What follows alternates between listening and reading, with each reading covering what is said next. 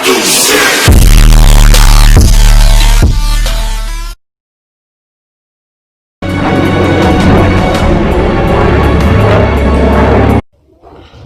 दोस्तों, आज हम बात करते हैं कि क्या दुनिया तीसरे विश्व युद्ध के लिए तैयार हो रही है।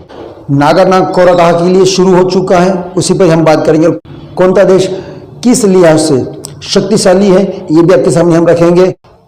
दो देश अजरबैजान और आर्मेनिया, दो देश नागोर्नो-कराबाख की जगह के लिए लड़ रहे हैं। और खास बात कि वो इस तरह से लड़ रहे हैं कि आज शायद ऐसा लगता है कि तीसरा विश्व युद्ध उससे शुरू हो जाएगा। जहां पर कोरोना से लोग मर रहे हैं, लेकिन यहाँ पर ये एक छोटे से जमीन के टुकड़े के लिए भी ये लोग लड़ रहे हैं। एक ताकत के हिसाब से इस पर हम रोशनी डालेंगे कि आर्मेनिया की पॉपुलेशन है 29,60,000, तो वहीं अजरबैजान की पॉपुलेशन है 11 लाख। आर्मेनिया की मैक्सिमम जो जनता है वो है क्रिश्चियन, तो अजरबैजान की जनता जो है तो वो मुस्लिम धर्म को मानने वाली। और इसी कारण इन दोनों देशों में जो जंग हो रही है, तो कहीं ऐसा लगता है कि जैसे कि आने वाले दौर में दूसरा क्रूसेड शुरू ना हो जाए। ग्लोबल रैंकिंग की बात करते हैं तो आर्मेनिया 111, अजरबैजान 64।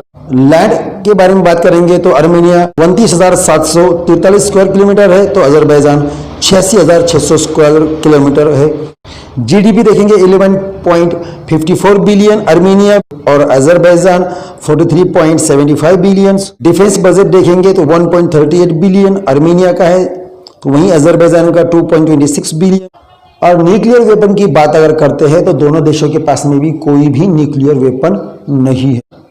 अब आगे और उनकी पावर कौन सी है उसके बारे में बात करते हैं। आर्मेनिया के पास में 2,61,580 मिलिट्री पावर, तो अजरबैजान के पास में 4,26,000 मिलिट्री पावर है। कॉम्पैक्ट टैंक की बात करेंगे तो 138 आर्मेनिया के पास में, 715 अजरबैजान के पास में। AFV 748 आर्मेनिया के पास में, तो अजरबैजान के पास में 1,451। और रॉकेट प्रोजेक्ट्स की बात करेंगे तो 74 आर्मेनिया के पास में, 186 अजरबैजान के पास में। टोटल एयरक्राफ्ट की बात करेंगे तो 112 आर्मेनिया के पास में और 147 अजरबैजान के पास में है। हेलीकॉप्टर की बात करेंगे तो आर्मेनिया के पास में 37, तो अजरबैजान के पास में 88 हेलीकॉप्टर्स है। और नेवी की कभी बात करेंगे तो आर्मेनिया के पास में कोई नेवी नहीं, क्योंकि आर्मेनिया पूरी तरह से चारों ओर से जमीन से घिरा हुआ है।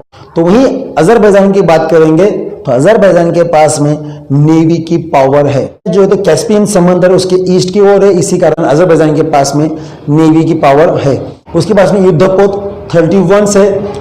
सबमरीन भी अजरबैजान के पास में 4 है। मर्चेंट मरीन 313 उनके पास में, और बाकी ये भी पावर अजरबैजान और आर्मेनिया के पास में है।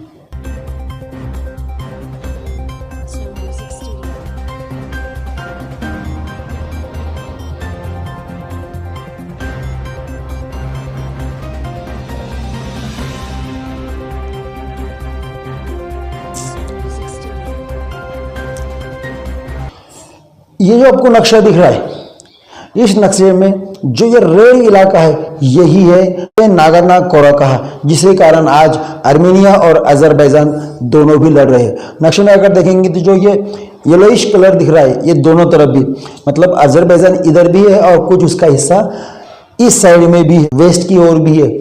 और ये जो नागोर्नो-कराबाख है, तो ये दोनों देश में भी शामिल होना नहीं चाहता। दोनों देश ये चाहते कि ये इलाका हमारा है। आर्मेनिया का कहना है कि अजरबैजान ने हमला किया, और अजरबैजान का कहना यह है कि आर्मेनिया ने सबसे पहले हमला किया है। एक्चुअली में यहाँ की जनता चाहती है उन्हें आज़ाद रहना है, दोनों देश में भी शामिल नहीं होना है।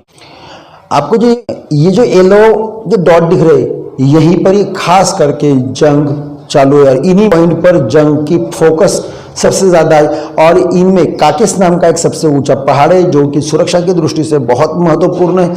जिस देश का इस काकेस पहाड़ पर कंट्रोल रहेगा, उसका सुरक्षा के हिसाब से वो उसकी पकड़ मजबूत रहेगी। और नक्शे में जो आपको येलो डॉट दिख रहे हैं, तो ये येलो जगह जो है, येलो डॉट्स जो है, तो यहाँ पर अजरबैजान की ओर से हमला किया गया है। और जो रेड डॉट्स दिख रहे हैं, इस पर आर्मेनिया के एयरफोर्स ने हमला किया है। ये इस तरह इसकी जंग चल रही है। और ये जो रेड लाइन दिख रही है आपको, ये रेड लाइन जो है, तो यहाँ पर आर्मेनिया की ओर से कहा गया है कि यहाँ पर किसी भी तरह की ट्रैवलिंग करना सख्त मना किया गया है।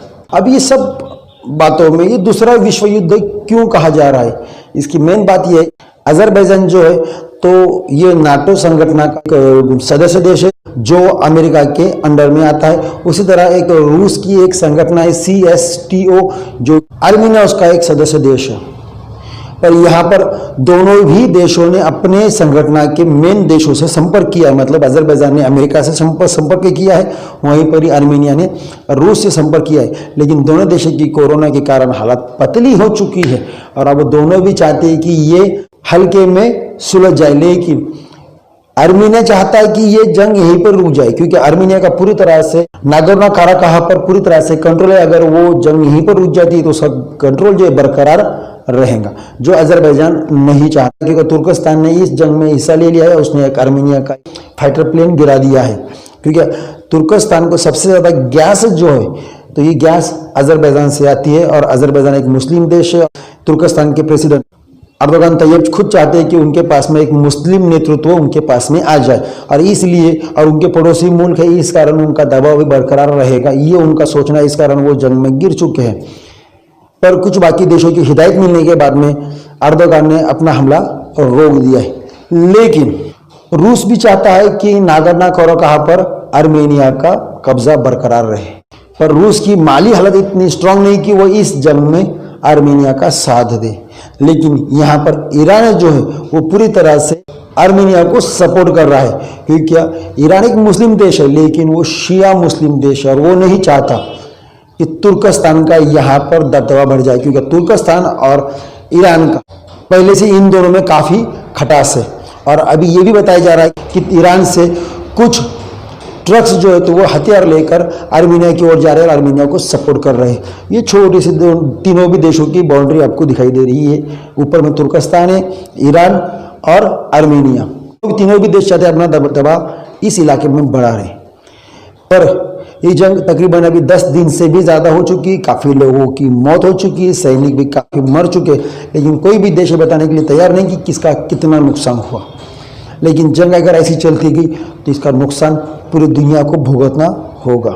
भारत की अगर बात करेंगे तो भारत को अजरबैजान से गैस मिलता है तो वो अपने हथियार आर्मेनिया को बेचता है। तो भारत को यहाँ पर इस तरह की भूमिका लेना होगी कि जो उसके फाइनेंशियल के हिसाब से बहुत अच्छी रहे, कि आने वाले दौर में उसे किसी तरह का मुसीबत का सामना ना करना पड़े।